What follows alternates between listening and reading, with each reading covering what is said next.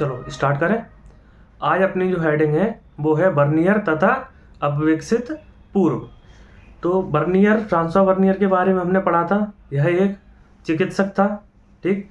तो जहाँ Ibn Battuta ने हर उस चीज़ का वर्णन करने का निश्चय किया जिसने उसे अपने अनूठेपन के कारण प्रभावित किया और उत्सुक किया, वहीं बर्नियर ने एक भिन्न बुद्धिजीवी परंपरा से संबंधित उसने भारत में जो भी देखा उसकी सामान्य रूप से और विशेष रूप से फ्रांस में व्याप्त स्थितियों से तुलना और भिन्नता को उजागर करने पर अधिक चिंतित था। इब्न बतूता ने क्या किया, जो भी उसे अनूठा लगा या फिर नया लगा उन सारी चीज़ों को लिखा अपनी किताब ने। और फ्रांसवा बर्नियर ने क्या किया, ऐसी कोई भी चीज़ जो भी उसे अनूठी लगी उसकी यूरोप से या फ्रांस से तुलना की। बर्नियर का एक ग्रंथ है Travels in the Empire, Mughal Empire. इसमें उसने अपने गहन प्रेक्षण, आलोचनात्मक अंतर्दृष्टि और गहन चिंतन के लिए उल्लेखनीय है। इसके वृत्तांत में की गई चर्चा में मुगल इतिहास के एक प्रकार के वैश्विक ढांचे में स्थापित करने का प्रयास किया गया है। फ्रांसवा बर्नियर ने क्या किया, मुगल जो साम्राज्य था उसे वैश्विक स्तर पर ले जाने का कार्य किया है। और इसने भारत को दो तरीके से दिखाने का प्रयास किया है, एक जो फ्रांस के बिल्कुल विपरीत था और एक जो उससे थोड़ा बहुत मिलता जुलता था, ठीक। तो बर्नियर क्या करता था, कुल मिला के चीज़ों को फ्रांस से तुलना करके, यूरोप से तुलना करके बताता था। अब 6.1 में है भूमि स्वामित्व का प्रश्न। तो भूमि स्वामित्व के प्रश्न में बर्नियर का ऐसा मानना था कि भारत में जो भूमि का स्वामित्व है वह हमेशा राजा के पास ही रहता है और समय समय पर राजा क्या करता है, विभिन्न सारी जो आदेश या जो घोषणाएं करता है उसमें क्या बोलता है कि हम जनता से क्या ले रहे हैं, भूमि स्वामित्व पर कर ले रहे हैं। लेकिन वह यह नहीं बताता कि भूमि का जो स्वामित्व है वह राजा के पास ही है। जैसे इस चैप्टर में हम आगे देखेंगे कि बर्नियर कहता है कि राजा, जैसे अबुल फजल ने अकबर के लिए किताब लिखी थी तो उसमें अबुल फजल क्या कह रहा है कि हमने जनता से कर वसूला या शुल्क वसूला। और बर्नियर यह बात बताना चाहता है कि शुल्क किस बात पर, किसकी भूमि पर शुल्क, वह एक तरीके का क्या है, लगान है। जैसे हमने तुम्हें कोई भूमि दी, हम उस पर कर थोड़ी लेंगे, हम उस पर आपसे लगान लेंगे। बर्नियर वही बता रहा है कि राजा, जो जितनी भी मुगल साम्राज्य में भूमि थी वह अकबर की थी या राजा का एकाधिकार था, भूमि का स्वामित्व हमेशा राजा के पास था। और राजा इस चीज़ को साहित्यिक तौर पर नहीं कहना चाह रहा था कि भूमि जो है वह खुद के पास है इसलिए वह कर की बातें करता था।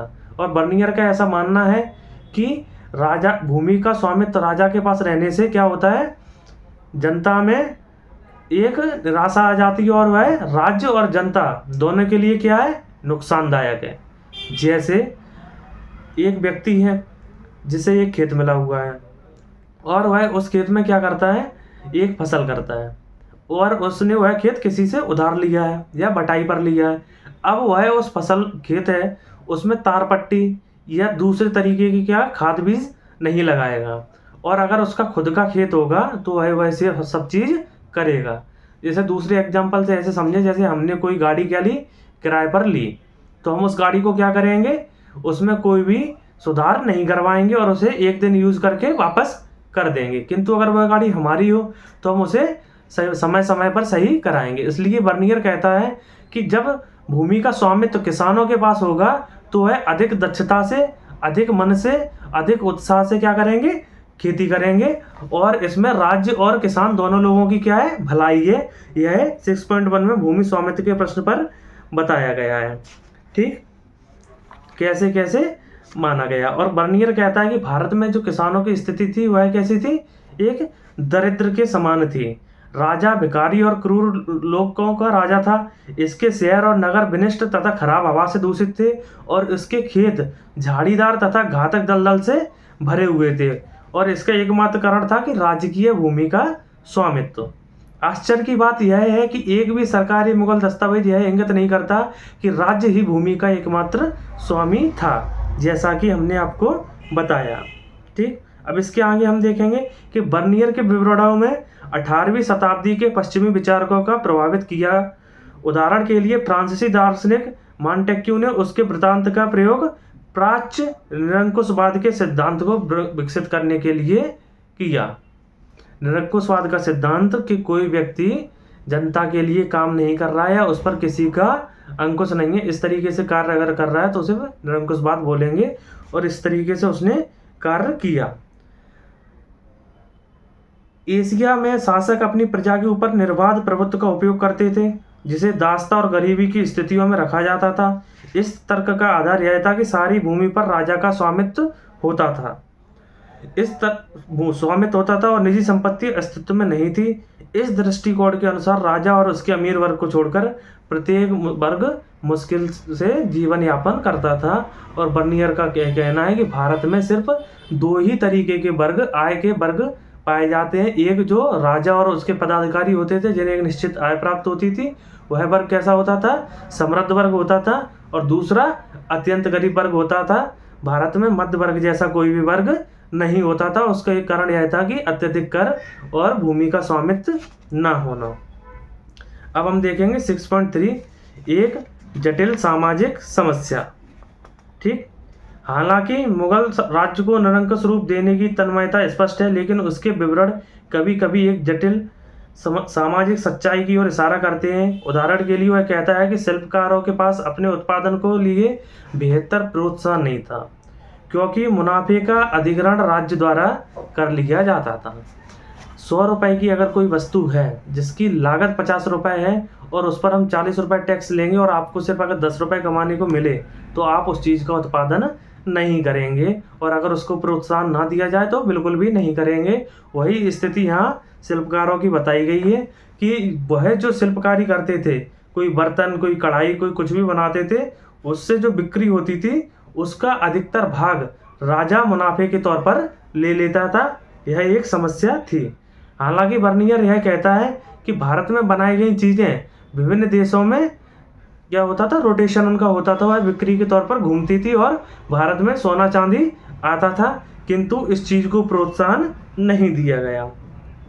एक भिन्न सामाजिक आर्थिक परिदृश्य के रूप में जो बॉक्स बना, उसमें बर्नियर कहता है कि यह ध्यान देना आवश्यक है कि इस देश का विस्तृत भूभाग, अधिकांश भाग उपजाऊ है। उदाहरण के लिए बंगाल या भारत की उपजाऊ मिट्टी है, वहाँ पे बहुत सारी चीज़ों के अलावा कपास, रेशम, नील, ये भी चीज़ें होती थी जो विभिन्न देशों से भारत इन चीज़ों में आगे था, लेकिन इन सब चीज़ों के लिए वह कम मात्रा में या कम मुनाफे में इनका उत्पादन या बिक्री करने के लिए बाध्य हो जाता था। अब पेज पलटेंगे। 17वीं शताब्दी में जनसंख्या का लगभग 15% भाग नगरों में रहता था, और यह औसतन उस समय पश्चिमी यूरोप, मतलब पश्चिमी एशिया या यूरोप से अधिक था। लेकिन बर्नियर इन्हें क्या कहता है? शिविर नगर कहता है, क्योंकि यह शिविर नगर ऐसे थे जैसे कहीं राजा भ्रमण के लिए गए तो उनके साथ जो लोग जाते थे तो वह वहाँ बाजार बना लेते थे, और जैसे ही आसपास के लोग भी वहाँ पे दुकान लगा लेते थे, और जैसे ही राजा आगे जाता था लोग चले जाते थे, और यह एक तरीके का क्या शिविर नगर हो जाता था। यहाँ पे लोग टेंट लगा के छोटी सी झोपड़ी या चीज़ें बना के रहते थे, इसलिए बर्नियर ने इसे शिविर नगर के रूप में बताया गया है। भूमि स्वामित्व के प्रश्न की तरह ही बर्नियर एक अति सरलीकृत चित्रण प्रस्तुत कर रहा था। वास्तव में सभी प्रकार के नगर अस्तित्व में थे: उत्पादन केंद्र, व्यापारिक नगर, बंदरगाह, धार्मिक केंद्र, तीर्थ स्थान आदि। इनका अस्तित्व समृद्ध व्यापारिक समुदायों तथा व्यावसायिक वर्गों के अस्तित्व का सूचक है। समृद्ध व्यापारिक समुदाय मतलब कोई भी वस्तु को बेचने वाले लोग, और व्यावसायिक वर्ग या एक ही टर्मिनोलॉजी है, व्यवसाय करने वाले लोग। ठीक, व्यापारी अक्सर मजबूत सामुदायिक अथवा बंधुत्व के संबंधों से जुड़े होते थे और अपनी जाति तथा व्यावसायिक संस्थाओं के माध्यम से संगठित रहते थे। व्यापारी क्या करते थे? अपना एक जो संगठन बना लेते थे कि फलानी फलानी चीज़ का संगठन है, फलानी फलानी जाति समुदाय का संगठन, और उनके माध्यम से संदेशों के आदान प्रदान के माध्यम से अपने कार्य करते थे और एक तरीके से संगठित रहते थे। पश्चिम भारत में ऐसे समूहों को महाजन कहा जाता था, और इन समूहों को क्या कहा जाता है? महाजन कहा जाता था। जैसे अहमदाबाद में भी बहुत महाजन होते थे, और बड़े बड़े नगरों में सेठ और महाजन पाए जाते हैं जो इन सारी चीज़ों को करते थे।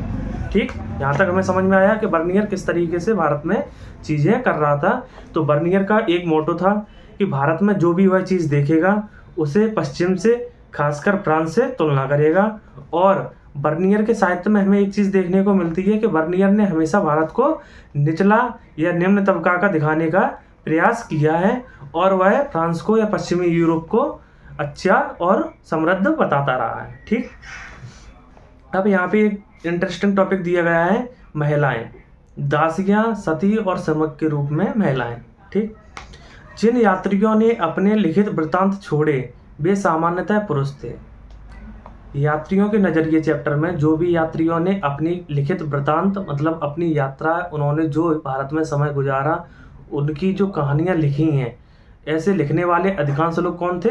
पुरुष थे, जिन्हें उपमहाद्वीप में महिलाओं की स्थिति का विषय रुचिकर और कभी कभी जिज्ञासापूर्ण लगता था। कभी कभी वे सामाजिक पक्षपात को सामान्य परिस्थिति मान लेते थे। उन्हें महिलाओं के बारे में जानना समझना तो अच्छा लगता था, लेकिन वह कभी कभी क्या छोटी छोटी बातों को सामान्य घटना मान लेते थे। जैसे अगर किसी पुरुष ने किसी स्त्री से कहा कि तुम घर से बाहर नहीं जाओगी, तो वह यह मान लेते थे कि ये तो सामान्य बात है, जो सामान्य बात नहीं है, क्योंकि स्त्री और पुरुष संविधान की नज़र में और मानवता की नज़र में बराबर हैं। उदाहरण के लिए बाजारों में दास किसी भी अन्य वस्तु की तरह खुलेआम बेचे जाते थे और दासों के बारे में कोई वर्णन अच्छे से नहीं किया गया। जैसे इब्न बतूता ने मोहम्मद बिन तुगलक के लिए दास खरीदे, मोहम्मद बिन तुगलक ने बहुत सारे कवियों के लिए दास खरीदे, और इन दासों के साथ साथ उन दासी स्त्रियों की तुलना करना या उन दासी स्त्रियों का की जो स्थिति थी वो और भी दयनीय थी, जो घर के काम कर रही थी। दासियों का एक जो उपयोग होता था, दासों का उपयोग घर के कार्य, सफाई, इन सारी चीज़ों में होता था। दासियों का उपयोग खाना बनाने के साथ साथ नज़र रखने के लिए भी और सूचना का आदान प्रदान करने के लिए भी होता था।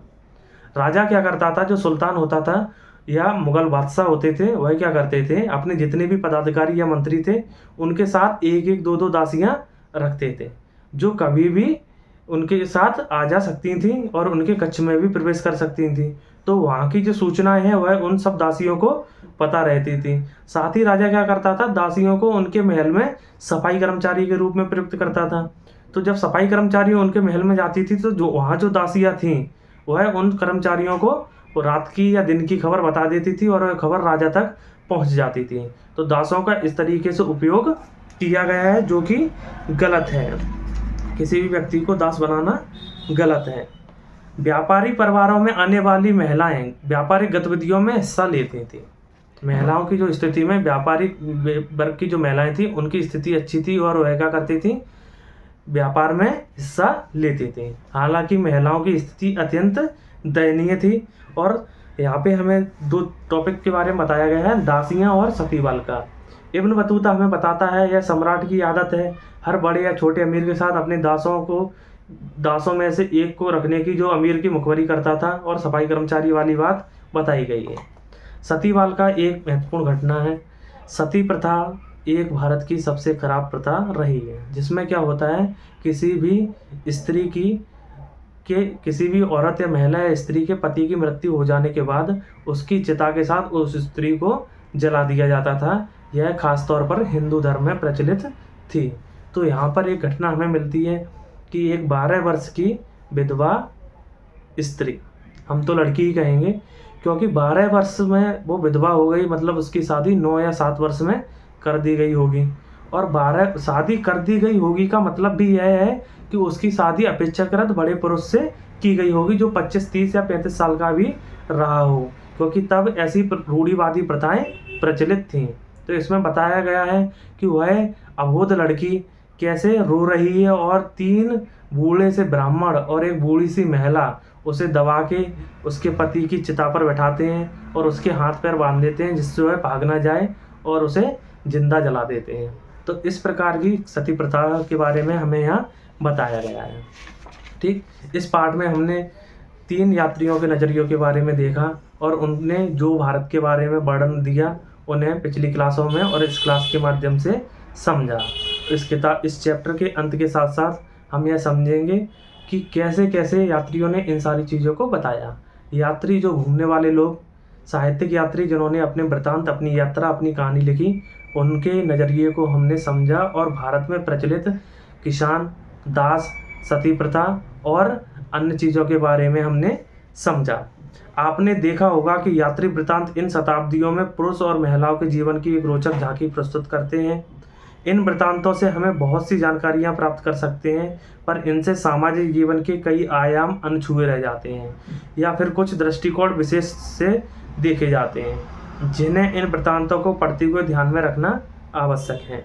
साथ ही उपमहाद्वीप के पुरुष संभवतः महिलाओं के अनुभव और प्रेक्षण अपेक्षाकृत अज्ञात हैं, जिन्होंने समुद्री और पर्वतों को पार किया और उपमहाद्वीप से भारत के क्षेत्र में साहसिक यात्राएं की। उन्होंने क्या क्या देखा, क्या क्या सुना, इन सब के बारे में इस चैप्टर में नहीं बताया गया है और आगे हम इन सब चीज़ों के बारे में पढ़ेंगे। इसके आगे कालखंड की रेखा दी है, कब कब कौन कौन यात्री आए। इस चैप्टर के अंत के साथ हम सब ये बात कहेंगे कि इस चैप्टर में जो भी शब्दावली है या जो भी टॉपिक है, अगर ना समझ में आया हो तो उन्हें कमेंट के माध्यम से बताएं। उनका हल अगले वीडियो में एक स्पेशल वीडियो के माध्यम से कर दिया जाएगा। और जो अगला चैप्टर है भक्ति सूफी परंपराएं, वह चैप्टर जल्दी आपको मिलेगा, इसलिए उस चैप्टर का किताब से एक बार रीडिंग करके रखें। जय हिंद।